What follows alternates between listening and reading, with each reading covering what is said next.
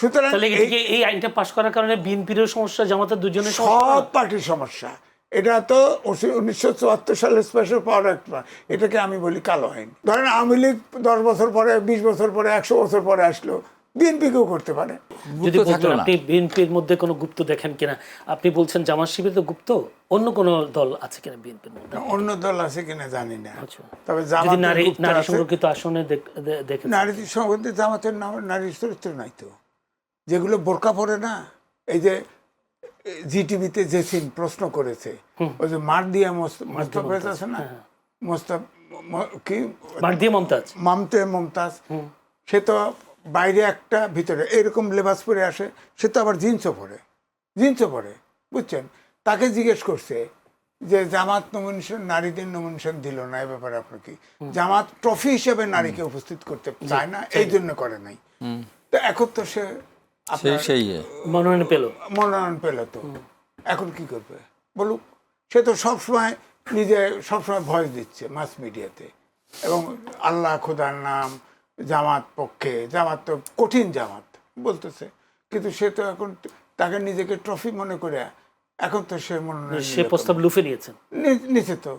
এই জন্যই বলছি যে এদের চরিত্র ঠিক নাই। তো আপনি বলেন যে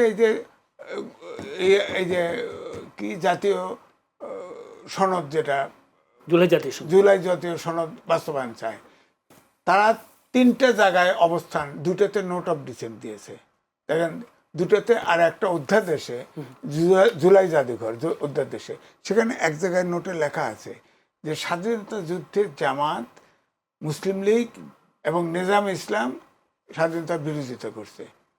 এই কারণে তারা যখন এটা সহ পাশ হয়ে গেছে জুলাই সনদ, তখন তারা বলছে আমাদের সাথে যে সমঝোতা ছিল সেই সমঝোতা বিএনপি রাখলো না, সরকারি দল রাখলো না, সুতরাং আমরা ওয়াকআউট করলাম। তো কেন এতে আপনার সব জুলাই জাতীয় সনদ টোটো বাস্তবায়ন চান, এখানে আপত্তি করলেন কেন? এটা তো জুলাই সনদে লিখে গেছে অন্তর্বর্তীকালীন সরকার, তো এটাতে আপত্তি করলো। তারপরে দেখেন নারীদের এখন কিন্তু বললাম না, নারীরা নিজেদেরকে ট্রফি মনে করে, এখন টপ পাইছে, হয়ে গেছে। দ্বিতীয়ত, নারী আসনে তারা নোট অফ ডিসেন্ট দিয়েছে, নারীর সংখ্যা বেশি করে।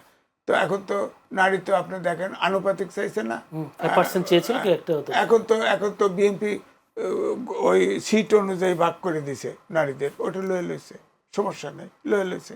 তারপরে আপনি দেখেন স্থানীয় সরকার সংস্কারের ভিতরে আছে যে সংসদ আইন পাশ করবে, আর স্থানীয় সরকার উন্নয়ন কাজ করবে। স্থানীয় সরকারের নোট অফ ডিসেন্ট কি? স্থানীয় সরকার অর্থ ব্যবস্থাপনায় দায়িত্ব পালন করতে পারবে না। কেন বলেন? ওখানে নোট অফ ডিসেন্ট দিছে, তাতে ওখানে এখন যদি ওইটা পাশ করে, ওটা তো যেটা ছিল ওইটি পাশ হয়েছে, এখন ধরেন ওটাতে নোট অফ ডিসেন্ট ছিল, ওটাতে কি করতো?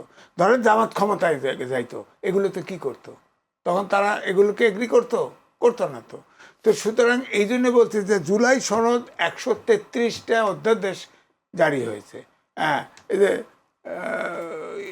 হাবিব ভাই জানে যে এই প্রেসিডেন্টটা আমার খাতিরে একদিন ডেকে নিছে, সে তো দেখাইছে সব ডকুমেন্ট করে, সব ইউনিস থেকে শুরু করে সব নিয়োগপত্র দিছে, সব দেখাইছে আমারে, আমি কোনো কপি নেইনি, দেখছি তো আমি।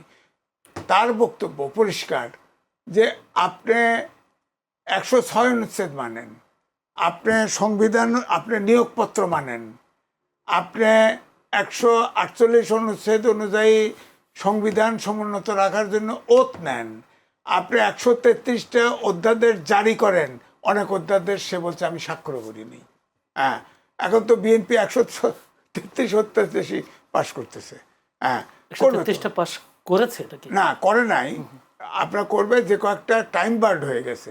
1 মাসের টাইম হচ্ছে, অধ্যাদেশগুলো 1 মাসের ভিতরে পাশ না করলে ল্যাপস হয়। তো বিএনপি তো এটা প্রেস কনফারেন্স করে বলছে যে ওইগুলো শক্তিশালী করে আবার বিল আকারে নেক্সট সেশনে কারণটা হচ্ছে 133টা অনুচ্ছেদ যদি হয় অধ্যাদেশ, আপনার এটা আমি ভাগ করে দেখছি, 18 মাস ক্ষমতায় ছিল অন্তর্বর্তীকালীন সরকার, আর এই অধ্যাদেশগুলো আইন ড্রাফট করে হলে মিনিস্ট্রি ড্রাফটিং সেল আছে একটা, ডেপুটি সেক্রেটারি, জয়েন্ট সেক্রেটারির নেতৃত্বে। এরা কি বিশেষজ্ঞ? তো আপনি 133টা অধ্যাদেশ যদি ভাগ করেন, প্রত্যেক দিন 4.60 অধ্যাদেশ তাদেরকে জারি করতে হয়েছে, লেখছে। এটা আপনার একটা আইন তো পারমানেন্ট আইন, তো দৈনিক সংশোধন করা যাবে না, এটা দেখতে হবে না, রিভিউ করতে হবে না। তার ভিতরে রিভিউ সময় দিচ্ছেন, আপনি বলতে চাচ্ছেন রিভিউ করবার সময় দিচ্ছে না বিরোধী দল? না, 12 জনের বিশেষ সংসদীয় কমিটি করছে এই অধ্যাদেশগুলো দেখার জন্য। তখন তো আমি দেখলাম জামাতের আমি দাঁড়ায়া, বিরোধী দলের নেতারা বলে ঠিক আছে করেন, তবে 50-50 রাখেন। এটা কি মামুর বাড়ির আবদার নাকি? 2/3 মেজরিটি পাইছে বিএনপি, তারা অর্ধেক দিয়ে দিবে, রাখছে 7 আর 5। জামাত কিন্তু 5 জনের 1 জন এনসিপি বা অন্যকে দিতে পারতো না, তাদের ব্যবহার করতে দেয় নাই তো। 7 আর 5, তো ওখানে আলোচনা করছে, কোথায় আপনারা আপত্তি করছেন, কোথায় ডিবেট করছেন, কেউ তো সংসদে এসে বলে না। আবার নারী আসন তো তারা দিয়ে দিল, দেখলাম দিয়ে দিছে তো, যে এনসিপি থেকে 2 জনকে দিল। সব ছাড় দিবে। এই 11 দল বানাইছে নামকে আসতে, ওখানে তো আপনার 2টা পার্টি ছাড়া কোনো লোকজন নাই, এবং আইন একটা পাশ করছে না, আওয়ামী লীগকে নিষিদ্ধ রেখে সন্ত্রাস বিরোধী আইন করছে না। এটা তো একটা ওপেন এন্ডেড আইন। আপনার দেখেন আপনার 5ই আগস্টের পরিবর্তনের পরে মোস্তাকের সময় যত লোক জেলে ঢুকছে সব 1974 সালের স্পেশাল পাওয়ার অ্যাক্টে আওয়ামী লীগ করছে। 15 আগস্টের পর, হ্যাঁ, 80% লোক ওটাতে কিন্তু গ্রেপ্তার করলে ডিটেনশন বলে, ডিটেনশন দিলে কোর্টেও যাওয়া যায় না, 80% লোকরে জেলে নিছে। তো এই আইনে ধরেন এখন তো বললো না ওয়াকআউট করুক, ওয়াকআউটে তো বাধা নাই, শান্তিপূর্ণভাবে মিছিল করুক, তাতেও বাধা নাই, গণতন্ত্রে অ্যালাউড, কোনো সমস্যা নাই।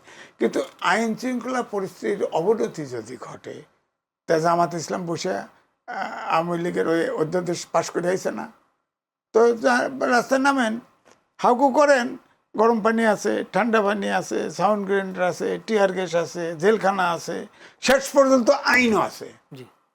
আবার ধরেন কোনটা, ওই যে আওয়ামী লীগ নিষিদ্ধ সহ সন্ত্রাস বিরোধী আইন করছে না, এখন ধরেন এখন বিএনপি তার উপরে লাগাই দিতে পারে, সন্ত্রাস বিরোধী আইন নিষিদ্ধ করার একটা সুযোগ আছে। ধরেন আওয়ামী লীগ 10 বছর পরে, 20 বছর পরে, 100 বছর পরে আসলো, বিএনপিকেও করতে পারে। সুতরাং এই আইনটা পাশ করার কারণে বিএনপির সমস্যা, জামাতের দুজনের সব পার্টির সমস্যা। এটা তো 1974 সালের স্পেশাল পাওয়ার অ্যাক্ট, এটাকে আমি বলি কালো আইন, এটা করা উচিত হয় নাই, গণতান্ত্রিক যুগে এই ধরনের আইন করা ঠিক হয় না। জি, ধন্যবাদ অসংখ্য এম আজিজ। দর্শক, ছোট্ট একটা বিরতি যে যাচ্ছি, আমাদের সঙ্গে থাকবেন।